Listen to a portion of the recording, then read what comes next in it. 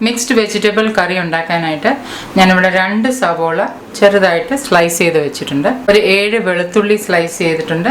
ഒരു തുണ്ട് ഇഞ്ചിയും സ്ലൈസ് ചെയ്ത് വെച്ചിട്ടുണ്ട്. മിക്സ്ഡ് വെജിറ്റബിൾസ് ഓൾറെഡി ഞാൻ സ്ലൈസ് ചെയ്ത് വെച്ചിട്ടുണ്ട്. വളരെ ചെറിയ പീസായിട്ടാണ് സ്ലൈസ് ചെയ്തിരിക്കുന്നത്.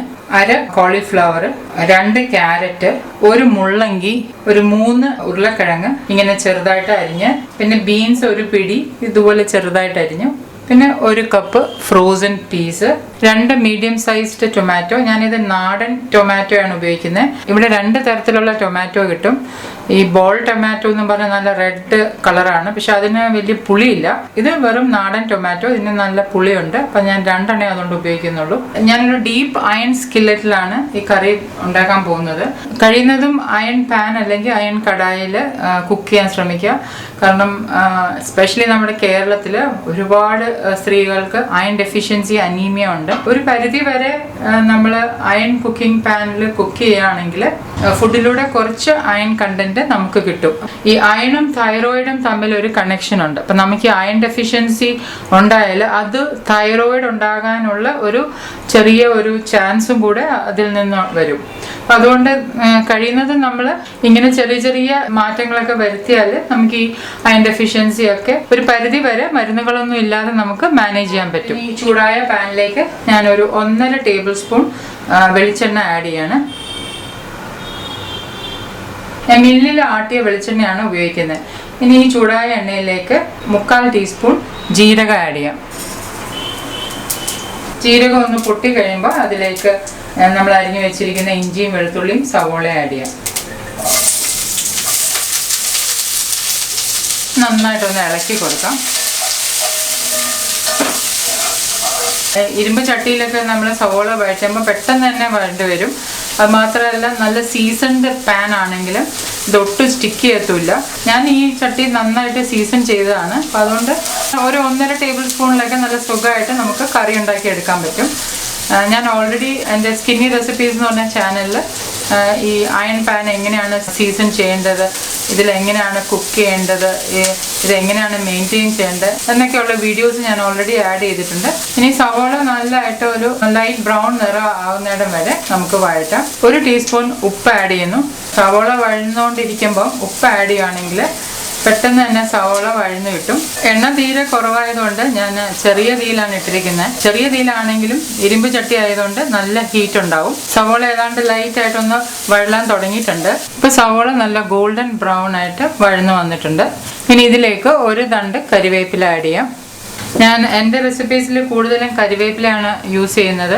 കാരണം എന്താ വെച്ചാൽ എനിക്കിവിടെ കരിവേപ്പില നല്ല ഫ്രഷ് ആയിട്ട് കിട്ടും. അതുകൊണ്ട് ഞാൻ കൂടുതലും കരിവേപ്പില യൂസ് ചെയ്യുന്നത്. പിന്നെ കരിവേപ്പിലയ്ക്ക് ഒരുപാട് ഗുണങ്ങളും ഉണ്ട്. അയൺ ഡെഫിഷ്യൻസി ഒക്കെ ഉള്ളവർ കരിവേപ്പില നല്ലതായിട്ട് യൂസ് ചെയ്യാൻ ശ്രമിക്കണം. ഇത് നന്നായിട്ടൊന്ന് മിക്സ് ചെയ്യാം. ഇപ്പോൾ ഒരു നല്ല ഫ്ലേവർ ഒക്കെ വരാൻ തുടങ്ങിയിട്ടുണ്ട്. ഇനി ഇതിലേക്ക് 1.5 tablespoon Kashmiri chilli powder.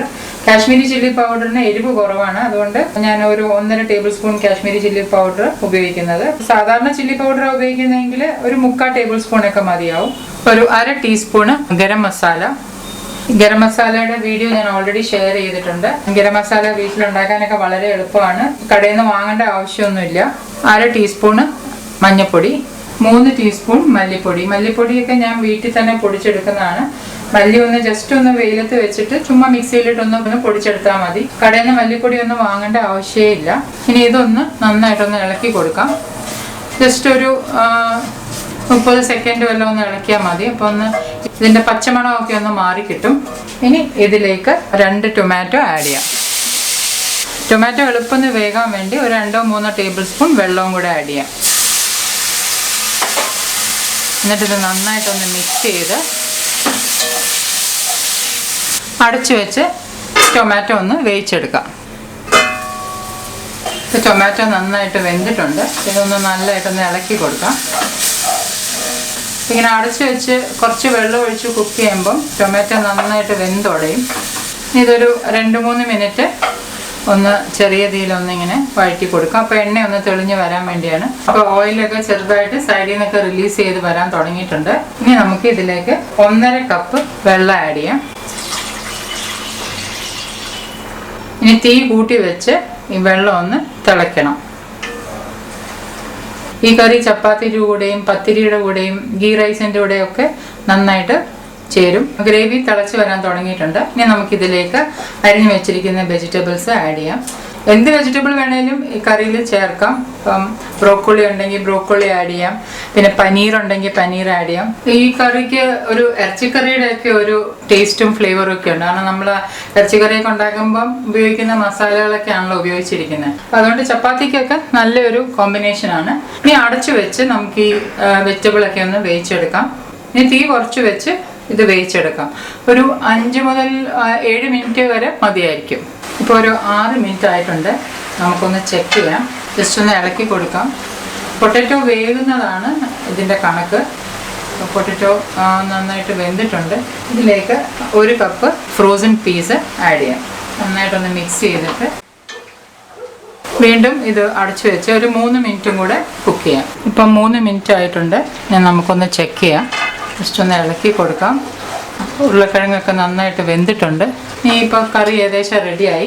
1/3 teaspoon roasted jeera powder. ജീരകം ചെറുതായിട്ടൊന്ന് തവയിൽ റോസ്റ്റ് ചെയ്തിട്ട് പൊടിച്ചെടുത്തതാണ്.